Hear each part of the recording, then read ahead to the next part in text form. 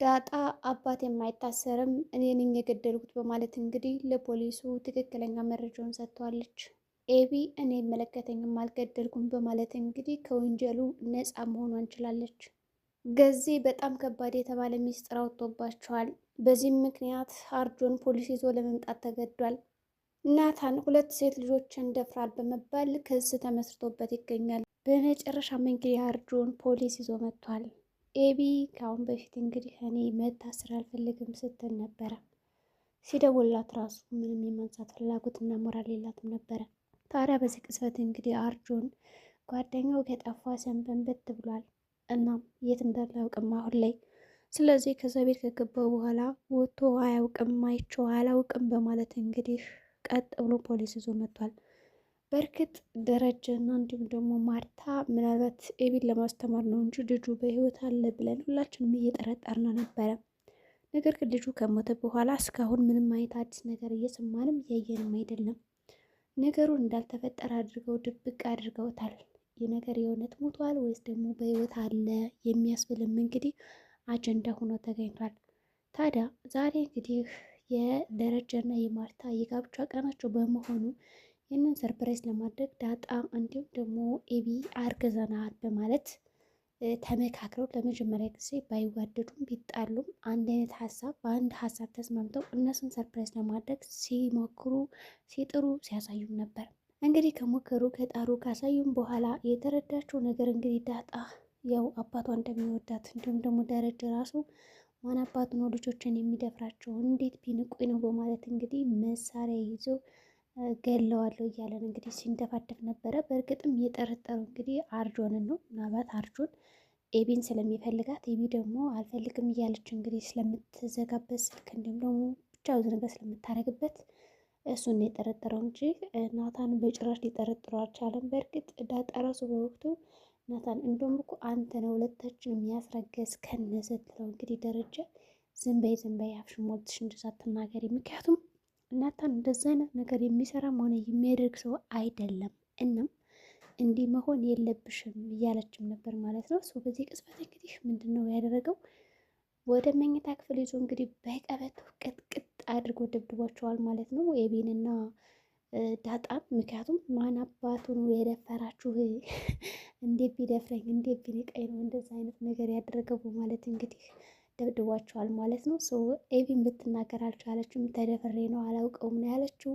ዳጣም እንደዚሁ ተመሳሳይ ሀሳብ ነው እንግዲህ የሰጠችው እና ከተደፈሩ በኋላ እንዴት ቢደፍረኝ ነው ያባታቸው በህይወት እያለው ያውም እንደዚህ ቁም እያዩኝ እንዴት ጨክ ነው ልጆችን ነኩ እና ተናገሩ በማለት እንግዲህ የገረፋቸው ሰው። እነሱ ግን አንናገርም በማለት ዱላውን እንግዲህ ይዘውታል። በቃ በጣም በቀበቶ ነው የቀጠቀጣቸው ሁለታቸውንም። እንግዲህ ከናታን ክፍል አስገብተው ያለቅሳሉ፣ አላውቅም ይላሉ፣ ምን ይላሉ። እሱ ግን በቃ ካልተናገራቸው አለቃችሁም ነው ያላቸው። እዛ መጨረሻ ላይ ደብድቦ ሲያክተው እንግዲህ ወደ ማርታ ሄድና ማርታ ልጆች እኮ እየተናገሩ አይደለም፣ ምን ላድርጋቸው? ማን ነው እንደው የተዳፈረኝ ይሄን ያክል በልጆች እያለ እየዛተም ነበር። ከዛ እንግዲህ ማርታ እባክህ ተረጋጋ፣ ሁለቶችም በአንድ ቀን የማይታመን ነገር ነው እኮ እንዴት ሊሆን ቻለ እያለች ማርታ ራሱ ለማረጋጋት ሞክራለች። እንግዲህ አቶ ደረጀም እንግዲህ እኔ በቃ አለቀውም መናገር አለባቸው እስከሚናገሩ ደበድባቸዋለሁ እያለም ነበር። በሌላ በኩል እንግዲህ ለዛና አሁን ላይ ጊዜ በጣም ተመቻችተዋል። እንግዲህ አሁን ለዛ ማለት ነው ገዜን በጣም እናም እንግዲህ ደረጀ በጣም ቤቱን ሲፎግረው እንዲሁም ደግሞ ሲያጨናንቀውም ነበረ። በዚህ ቅጽበት ታዲያ ያው ዳጣና ኤቢ ተስማምተው ከተደበደቡም በኋላ እንግዲህ ሁለታቸውም አብረው ሲያለቅሱ ነበረ። እንግዲህ ለመጀመሪያ ጊዜ አብረው ተቃቅፈው አልቅሰዋል። ምክንያቱም ይህን ሀሳብ ራሳቸው ናቸው ያመጡት፣ በራሳቸው ጥፋት ደግሞ ተገርፈዋል ማለት ነው።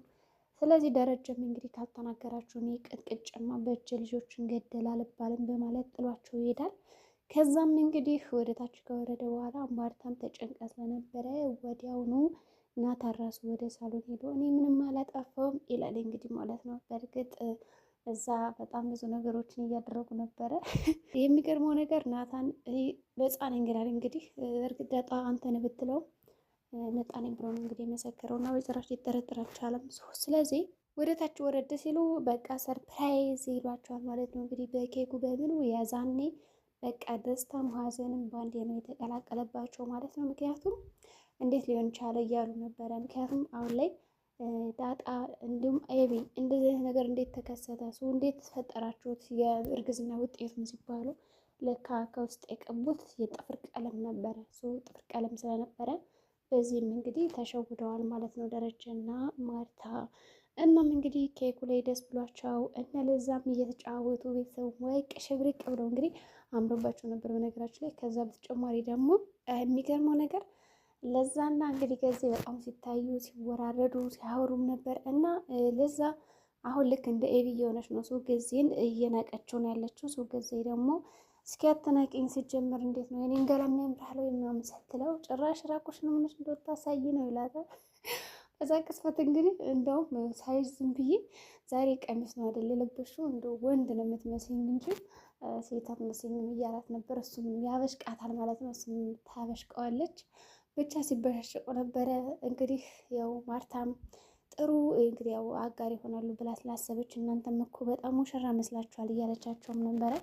ከዛ እናንተ ሙሽራ መሆናችሁ ካልቀረ በቀጣይ ለምን አትሞሸሩም እያለቻቸውም ነበረ። ከዛ እነሱም እንግዲህ እንዴት ደስ ይለናል በማለት በደስታ ለመሞሸር እንግዲህ ዝግጅት ላይ ናቸው ማለት ነው። ሽምግልና መላክ አለበት ታዲያ ገዜ ያላገባ ከሆነ ተብሎ እንግዲህ ተደርጓል። እናም እንግዲህ የጋብቻ እንትናቸው ላይ በጣም ፉከራ እያደረገ ነበር ገዜ። በዚህም እንግዲህ ብር ተሸልሟል እና እንግዲህ በቀላሉ ከለዛ ልብ ውስጥ ሊገባ ችሏል ማለት ነው። ሰው አሁን ለዛ ብትደረደርም የምትፈልገው ነገር አለ ከገዛኸኝ ማለት ነው። ሰው ጊዜ ደግሞ እንዳላየ ደበስብስ አድርጎ እያለፋት ነው ያለ እና በሌላ በኩል እንግዲህ ለዛ አሁን ላይ ቡናዋን ሽብርቅ አድርጋ እያፈላች ስለነበር ሳሎን ላይ እስኪ የሆነ ጨዋታ እንጠያየቅ በማለት ጨዋታ ለማንሳት ይሞክራሉ። ሰው ናታን ደግሞ ሁልጊዜ ቁም ነገረኛ የሆነ ጥያቄ ነው እንግዲህ መስቀለኛ ጥያቄ ነው የሚጠይቀውና በዛ የተነሳ እኔ የምጠይቃቸው ነገር አለኝ እንደው በ25 ዓመት የትዳር ቆይታችሁ ምን በጣም ከባድ ነገር የገጠማችሁ ነገር አለ ብሎ ስጠይቃቸው እንግዲህ ማርታ አዎ በማለት መልሳለች። እሱ ያንን ነገር እንዴት አለፍሹ የሚል ጥያቄ ነው እንግዲህ የሰጣት። ከባዱ ጊዜ ልጅ አትወልጂም የተባልኩበት ጊዜ ነው፣ ግን በቃ በደረጀ ምክንያት ይህን ነገር አልፌዋለሁ ነው ያለቻት።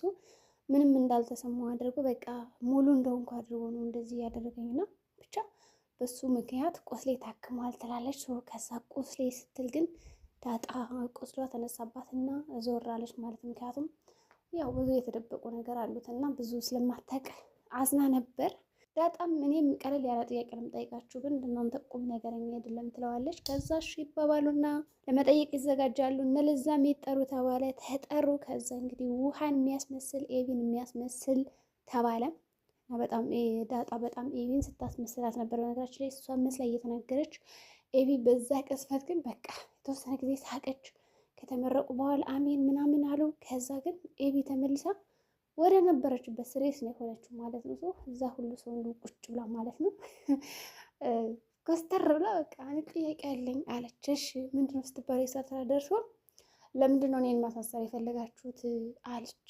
የሚገርመው እኮ ደረጀና ማርታ በዚህ ጊዜ ደስታችን ማቆራፈድ አንፈልግም፣ ወደ አንቺ ጥያቄማ አንመጣም ብለው ቸላ ብለው ለማለት ቢያልፉም እሷ ግን ልታሳልፋቸው አልቻለችም። እና ይኸውልሽ እኛ ብንቆጣሽም ብንደበድብሽም ስለምንወድሽ ነው ልጆቻችን በቃ ረጅም ዓመት ኖሩ ጥሩ ትዳር ይስጣችሁ ብለው በርቀው ስለነበረ ከዛ መስግነው ሳይጨርሱ እንግዲህ ይህ ነገር ተፈጠረባቸው። ስለ ኤቢ እንደሚወዷት እየነገሯት ነው፣ ግን ደግሞ አላመነችም። በቃ አትወዱኝም የሚል ነው እንግዲህ ያላት ነው።